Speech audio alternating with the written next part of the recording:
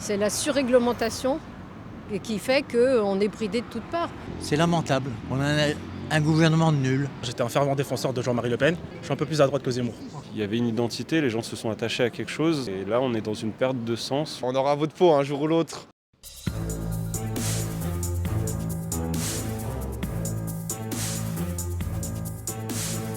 Bonjour à tous.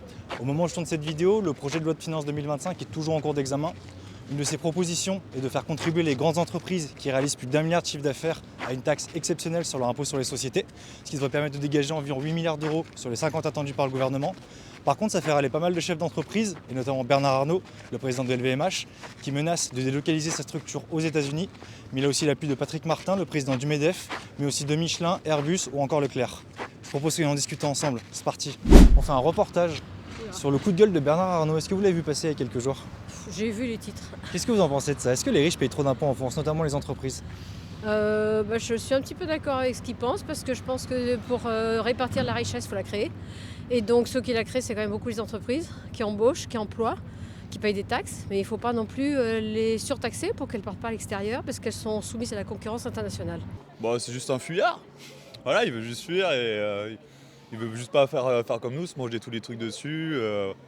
Tout simplement, c'est juste qu'il veut se barrer et au moins il est tranquille en Amérique, vu que du coup en Amérique c'est les grosses sociétés qui priment aussi. Donc tout simplement c'est ça. Qui se casse ailleurs. Au moins nous, nos petites entreprises reprendront aussi à la place de ce qu'il aurait dû en France de base.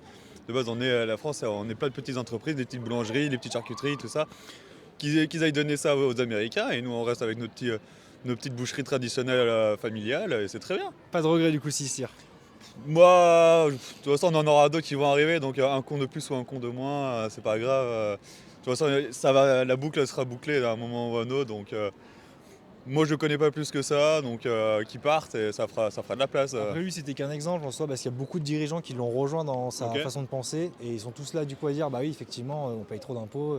Est-ce que les entreprises payent trop d'impôts au final? Surtout les grosses structures comme la sienne. C'est sûr qu'ils payeront jamais autant plus que les petites entreprises. Moi j'étais boucher avant dans une petite boucherie et j'ai dû quitter ma petite boucherie familiale parce que du coup le RSA, enfin pas le RSA, les impôts, tout ça tombaient dessus. Il n'arrivait plus à me payer, il me disait c'était soit moi ou soit il se payait pas. Donc il faut assumer. C'est soit tu fais une bonne entreprise en France et tu assumes d'être français et tu te manges les trucs. Sinon sors de la grosse société et fais voilà. Taxer les plus grosses entreprises, c'est par là qu'il faut commencer, parce que c'est eux qui raflent tout un peu. C'est eux qui ont la main sur la majorité des économies, sur plein de choses, quoi. Et ils sont souvent très avantagés, même de plus en plus. Même si on regarde un petit peu l'évolution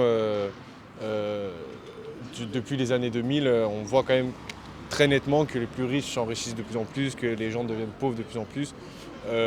Dans pas mal de pays d'Europe d'ailleurs, mais surtout en France.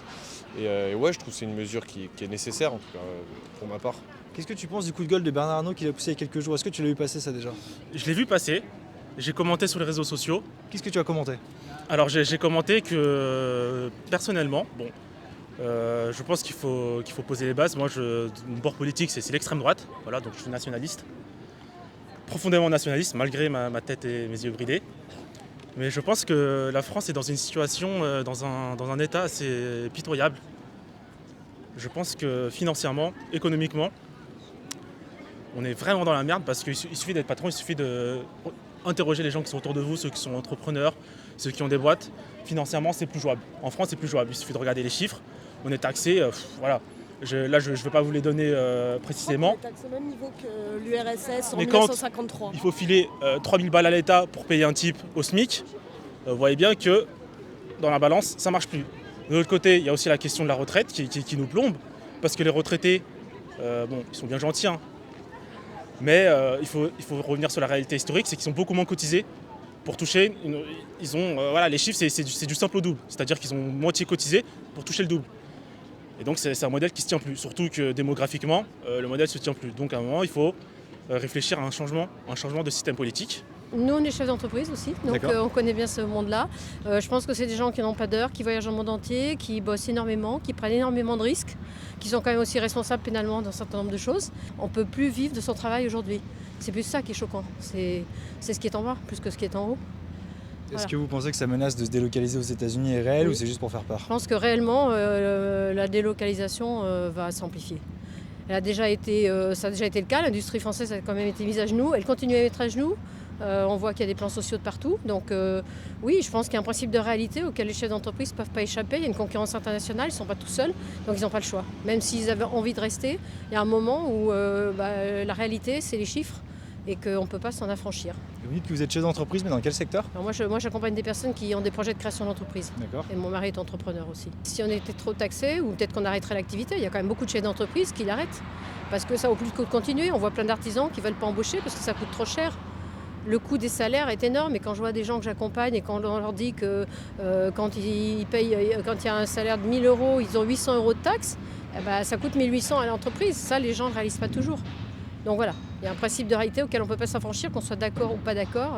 On est dans un monde qui est ce qu'il est et il faut faire avec.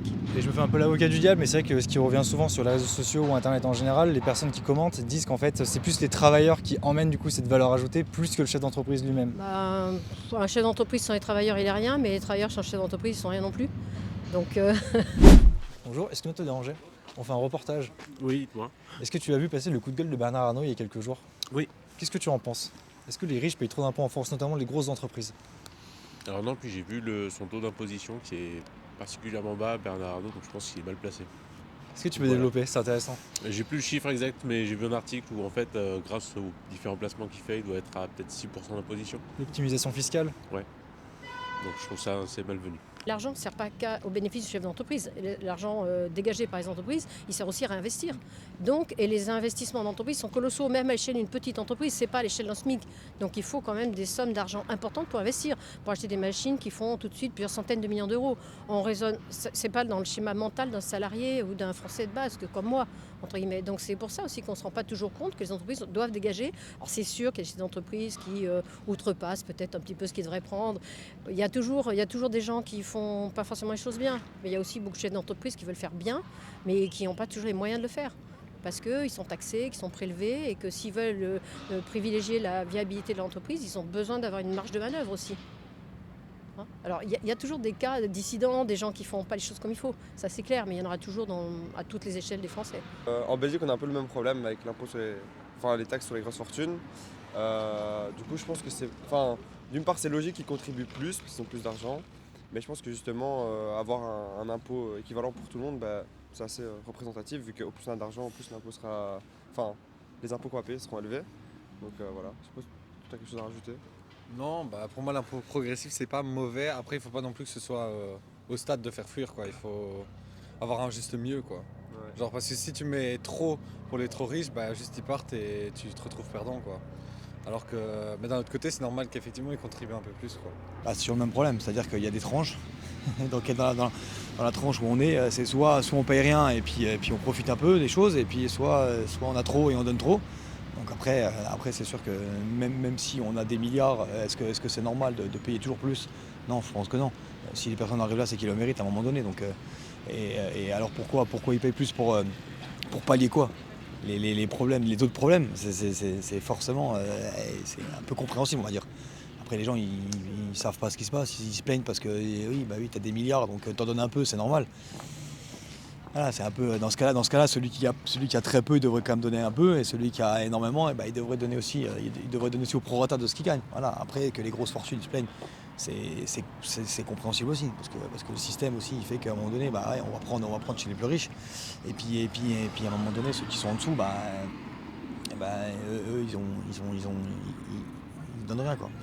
Je pense que c'est une illusion de se dire que les riches aujourd'hui font tourner le pays. C'est le cas, mais c'est pas eux en soi, c'est leur entreprise. C'est aussi la France et son rayonnement qui viennent et qui font aussi que leurs marques sont crédibles. Donc je pense que aujourd'hui c'est un peu illusoire de se dire qu'il va partir. Ou délasser ses actifs, c'est pas aussi simple que ça pour moi. Et je pense que c'est un monde dans lequel, en tout cas, moi je suis pas, nous on n'est pas, donc je pense qu'on a du mal à se rendre compte. Et le Français, que je sois de Metz ou que de Lyon ou n'importe où, moyen, je pense qu'ils maîtrisent pas ça. Et je pense qu'on n'a pas assez de recul pour se dire pourquoi on en est là et pourquoi est-ce que pour comprendre pourquoi les personnes là, les chefs des grosses boîtes, ils se plaignent quoi. Parce qu'au début de l'interview, tu disais qu'il avait ce côté méritant, mais il gagne à peu près 810 000 fois le salaire moyen d'un Français. Ouais. Est-ce que c'est quand même pas un chiffre un peu... Ah bah, Il a besoin de 810 000 salaires. Après, ça veut dire quoi? Ça veut dire que, par exemple, on regarde les footeux à la télé, ils gagnent autant que lui. Et à l'arrivée, ils vont dans différents pays, jouent dans différents pays, etc. Les sportifs, que ce soit le NBA, que ce soit les footballeurs, etc. C'est la même chose dans ce cas-là. Ils devraient aussi être taxés au même degré que les grosses fortunes, quand même LVMH, quoi. En vrai.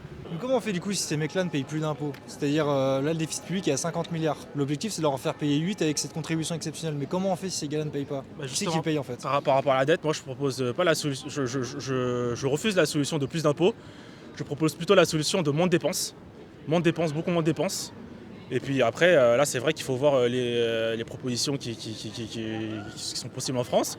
On voit par exemple Éric Ciotti, notre bon vieux Éric Ciotti qui a fait un tournant à droite, merci à lui, récemment, qui propose une solution un peu à l'Argentine.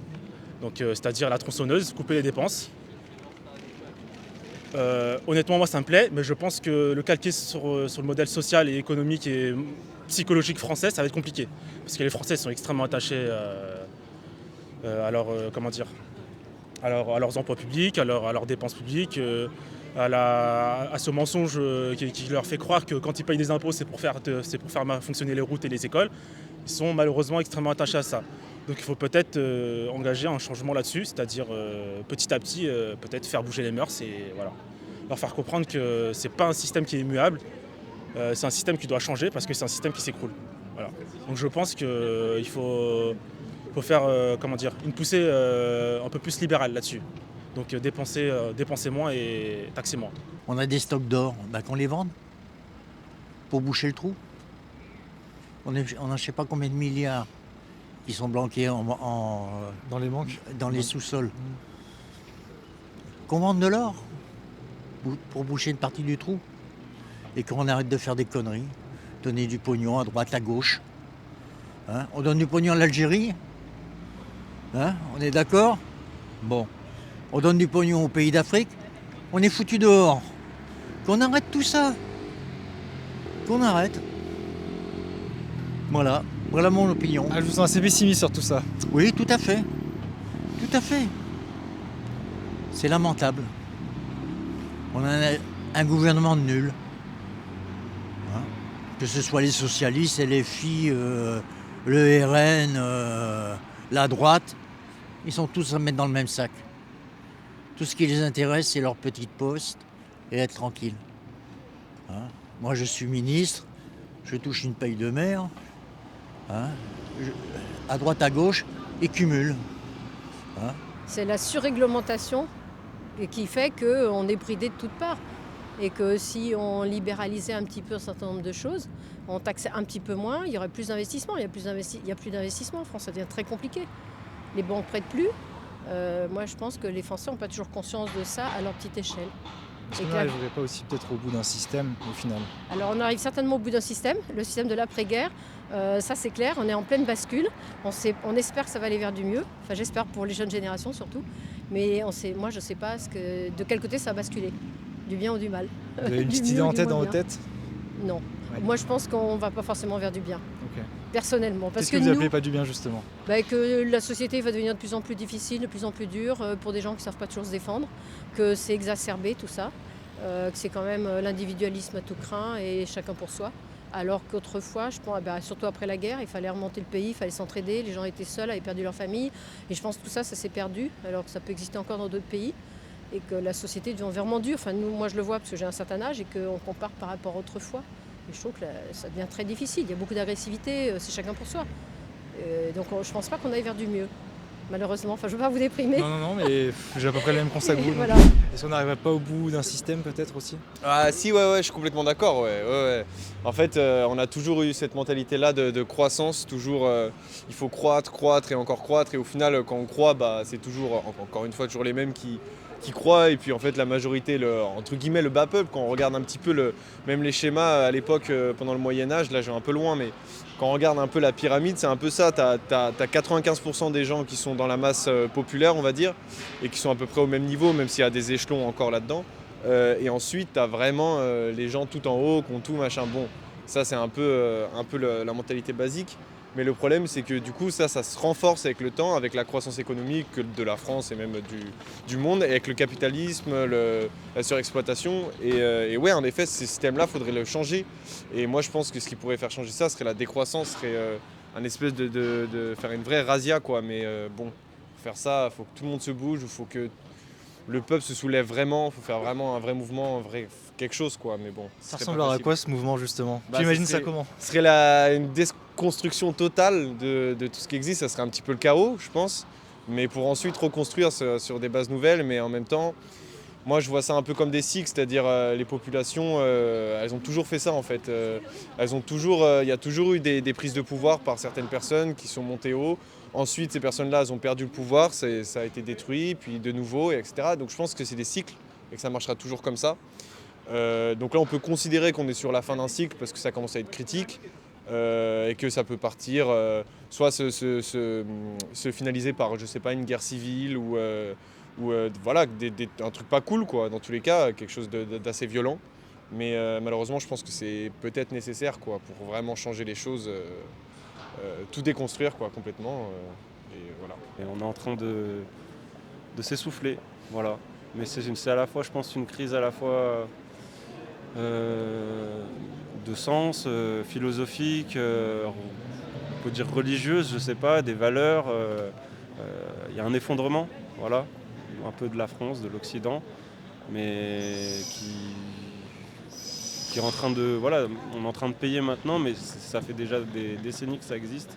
Et là, on va dire que c'est en train de se ressentir à tous les niveaux, pour tout le monde. Donc avant, c'était qu'une partie, maintenant, c'est les classes moyennes. Et du coup, il faudrait, je sais pas, peut-être soit une catastrophe pour que les gens, à un moment donné, se réveillent, ou soit à un moment donné, je sais pas, une sorte de rassemblement ou un homme providentiel, je sais pas. Aujourd'hui, il y a beaucoup de gens qui font des conneries, depuis notre Premier ministre, vis-à-vis des socialistes, enfin tous. Aucun ne cherche vraiment à trouver une solution qui nous permette d'avancer. Je me permets de vous le dire parce que vous êtes une personne âgée. Oui. Vous qui avez assez de recul sur la Oui. situation un peu en France, est-ce qu'on n'arriverait pas un peu au bout de ce système-là? Cette croissance toujours de plus en plus. Cette croissance m'a fait vivre, m'a fait créer mon entreprise et j'ai gagné beaucoup d'argent, mes clients étant justement ces grandes entreprises. J'avais une petite société d'ingénierie, j'ai travaillé pour eux et je n'aurais jamais pu avoir les contrats si ce n'est pas eux qui me les demandaient. Donc j'étais dans le système, voilà, donc je ne peux rien dire. Par contre, effectivement, ça évolue un peu. Mais il y a 60 ans, j'étais pour une révolution, maintenant plus, quoi. Vous imaginez quoi comme révolution il y a 60 ans? Une égalité plus parfaite, etc. Mais bon, après je suis rentré dans le système. Voilà. Au bout d'un système, comment ça? Cette croissance toujours infinie, qu'on demande toujours aux entreprises de produire de plus en plus. C'est l'humain. L'humain, depuis toujours, a toujours voulu croître pour devenir toujours plus grand, pour toujours être au-dessus de tout le monde, de toutes les espèces et tout. Malheureusement, c'est l'espèce humaine. C'est juste l'espèce humaine qui devrait arrêter d'évoluer, en fait. On devrait, au bout d'un moment, stagner et juste s'occuper de nous, basiquement, en fait. Au lieu de tout le temps vouloir aller chercher plus haut, pour être comme Igor, voler près du soleil, se brûler les ailes, quoi. Donc au bout d'un moment, il faut arrêter. Il y a quelqu'un qui me parlait de décroissance tout à l'heure. Ça, je suis d'accord, 100% d'accord. Pas de décroissance, mais une sorte de comment je vais dire, en fait, là, j'ai l'impression qu'on cherche à tout prix à maximiser les profits, coûte que coûte, alors qu'en vrai, on pourrait juste... Ouais, on fait de la décroissance. Ouais, en vrai, ouais. Enfin, après, peu importe sa forme, c'est ça. Genre, c'est pas forcément une décroissance économique, mais ça peut juste être un ralentissement de la production, un ralentissement des chiffres d'affaires des sociétés. Là, on voit que plein d'entreprises, vu qu'elles reposent sur le système boursier, capitaliste, elles visent à maximiser leurs bénéfices pour que les gens qui ont des actions aient un dividende qui soit le plus élevé possible en fin d'année, des choses comme ça, alors que ses propres gens ont des actions dans d'autres entreprises souvent. Donc j'ai l'impression que c'est un peu le serpent qui se mord la queue et on n'aura jamais vraiment de solution tant que les gens qui sont acteurs sont aussi impliqués dans ce système. J'ai l'impression qu'il y a une certaine limite là du système. C'est compliqué, quoi. Qu'est-ce que tu en penses pour finir? Non, en vrai, je suis relativement d'accord, mais je pense que c'est un travail de longue haleine qui demanderait de faire changer les mentalités, le système et tout, et c'est pas facile, mais oui, on n'est pas dans un système idéal, ça c'est sûr. Est-ce que c'est possible de faire changer ces mentalités-là et d'arriver à un système un peu de... d'office, c'est possible. Après, à quel prix, faut voir quoi. Mais c'est possible, d'office, tout est possible. Si on en est arrivé là aujourd'hui, c'est qu'il serait possible de faire autre chose. Après, il faut voir si les gens sont aussi d'accord de mettre une part de leur confort de côté pour pouvoir changer un système qui est quand même plus qu'individuel, quoi. Tu serais prêt à le faire, toi? En vrai, si je pense que d'un point de vue, c'est peut-être égoïste, mais si ça me permet d'avoir quand même des avantages et pas full négatif, ouais. Et toi, tu serais capable de faire cet effort-là?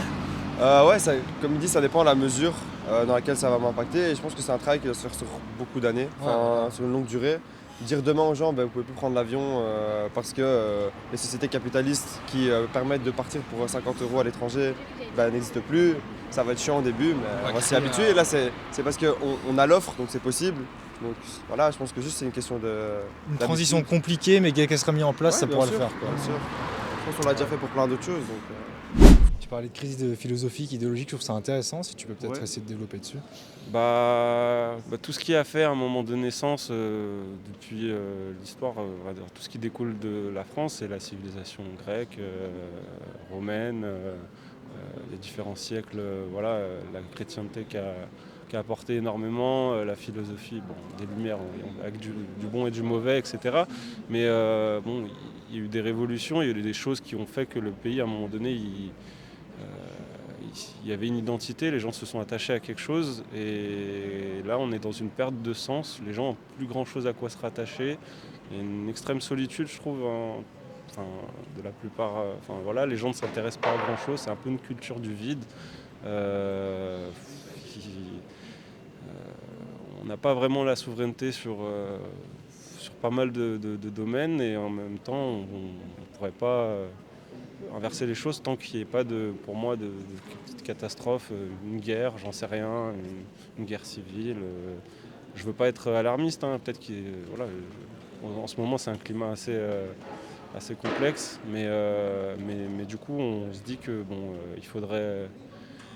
J'espère que ça se passe dans les meilleures conditions avec des gens qui se rassemblent autour d'un projet commun.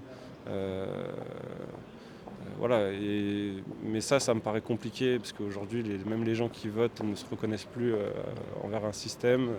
On n'a pas l'impression qu'ils votent pour des gens qui, derrière, respectent leurs paroles, et s'ils ne la respectent pas, il ne se passe pas grand-chose derrière. En réalité, je pense qu'il y a une grosse réforme ou une petite révolution à faire à ce niveau-là. Et du coup, dans quelle direction va la France, là, selon toi ? Alors, tout va dépendre des prochaines élections présidentielles. Moi, je pressens Marine Le Pen. Après, ça dépend ce que le bloc de centre-droit va nous proposer. Moi, je pressens honnêtement au second tour Marine Le Pen centre-droit ou un Marine Le Pen Mélenchon. Dans les deux cas, je la vois gagner. Après, c'est à voir ce qu'elle propose. Moi, je suis pas un grand fan de Marine Le Pen. Pourtant, j'étais un fervent défenseur de Jean-Marie Le Pen. Je trouve qu'elle a à peine un tiers de sa prestance et de ses compétences, mais voilà. Je pense que si elle ne gagne pas en 2027, on va vers la guerre civile. Et si elle gagne, il faut voir ce qu'elle propose. C'est intéressant parce que j'interroge quasiment jamais des personnes d'extrême droite. À Lyon, on en a très peu. Toi qui l'es, justement, t'es le bon poisson du jour. Qu'est-ce qui t'intéresse tant que ça dans la politique de Marine Le Pen ? Qu'est-ce que tu trouves de tant salvateur en fait dans sa façon de voir les choses ? Alors, je trouve pas. Économiquement, j'ai du mal à suivre. J'ai du mal à suivre son programme. Enfin, je ne suis pas un adorateur de son programme économique. Surtout quand hier soir ou avant-hier soir, elle se présente sur TF1 en expliquant qu'il ne faut pas réduire le nombre de fonctionnaires, il faut continuer à dépenser, et maintenir notre système en vie. Donc là-dessus, je ne suis pas extrêmement d'accord, mais je la rejoins sur la question identitaire et sur la question de sécurité en France. Il suffit de prendre le cas de Lyon, c'est de moins en moins vivable.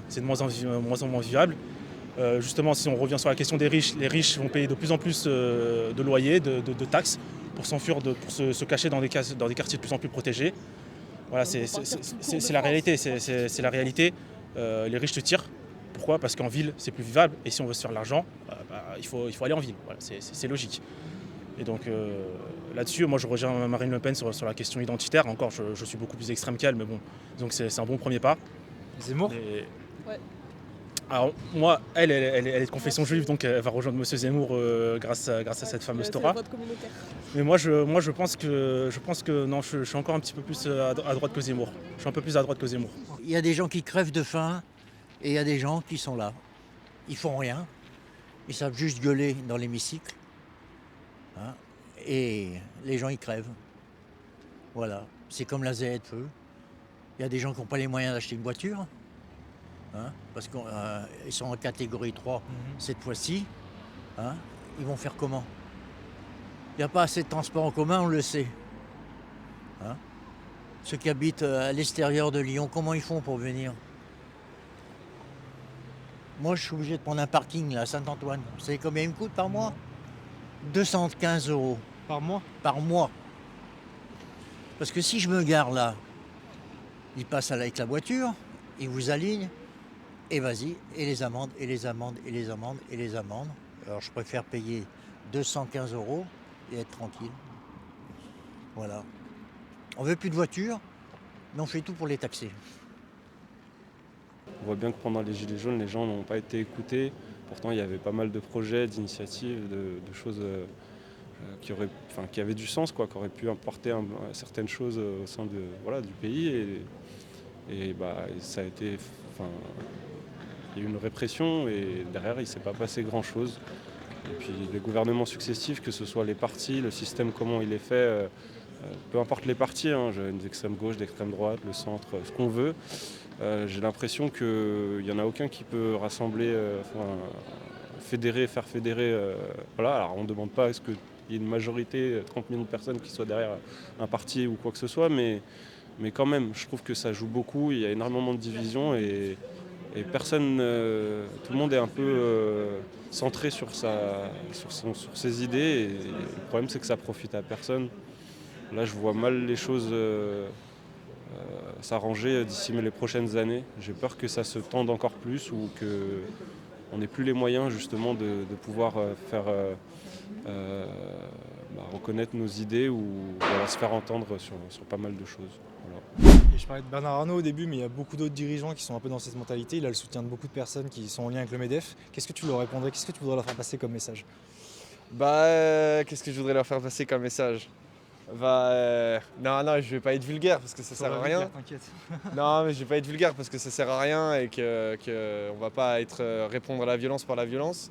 Mais simplement, on aura votre peau un jour ou l'autre. On arrivera à vraiment, vous allez être au plus bas et vous allez arrêter de faire les malins parce que nous on est là quand même, faut pas nous oublier. On essaie de se mobiliser un maximum. En tout cas, moi je crois quand même en la jeunesse. Je vois quand même les mœurs commencent un peu à évoluer, même s'il y a une partie qui n'arrive pas trop à se bouger. Je vois que quand même les gens prennent un peu plus conscience là, qu'il faut faire quelque chose et je sens que ça va arriver sous peu. En tout cas, on l'espère. T'es optimiste? Je suis assez optimiste, ouais. Enfin, pendant un moment, j'étais pessimiste, mais là, vaut mieux être optimiste parce que sinon, on s'en sortira jamais. Voilà. Je te remercie. Pas de souci.